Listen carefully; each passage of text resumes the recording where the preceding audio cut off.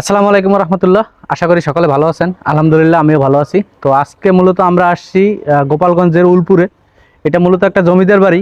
এই জমিদার বাড়ি কবে হয়েছে এটা আমি জানি না বেসিক্যালি, তো জানার চেষ্টা করবো ইনশাল্লাহ। এখানে মূলত আমরা আসছি প্রাণী সম্পদ অধিদপ্তর আগলঝাড়া ভেটেরিনারি হসপিটাল। হলো সার্জিনি আছে পলাশ স্যার, উনি আয়োজন আর স্পন্সর করছে রায়ান ডেরিয়ান ফ্যাটানিং খামারের চেয়ারম্যান মোহাম্মদ শামীম শিকদার, আমার বড় ভাই।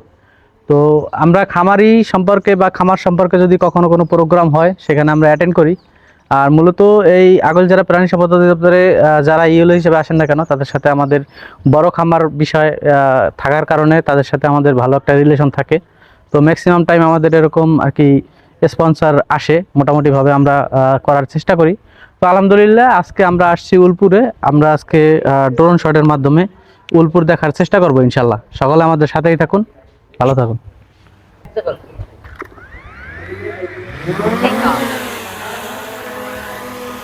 তো আলহামদুলিল্লাহ আমরা আমাদের ড্রোনটা উড়াই দিলাম। পরে এটা গোপালগঞ্জের মধ্যে পড়ছে।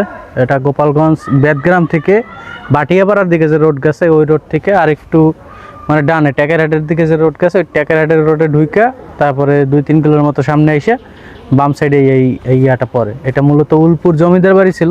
এটা এখন সংস্কার করা হয়েছে। সংস্কার করার পরে এখানে পার্ক বানানো হয়েছে, পার্কের মতো কিছু বাচ্চাদের জন্য রাইড দেওয়া হয়েছে এবং যে বিল্ডিংগুলি ছিল এইগুলি মোটামুটি পরিপূর্ণভাবে আর কি কাজবাজ করে অনেক সুন্দর করে তোলা হয়েছে, যার কারণে পর্যাপ্ত প্রচুর পরিমাণে উৎসুক জনতা এখানে আসে এবং এর সৌন্দর্য উপভোগ করার জন্য।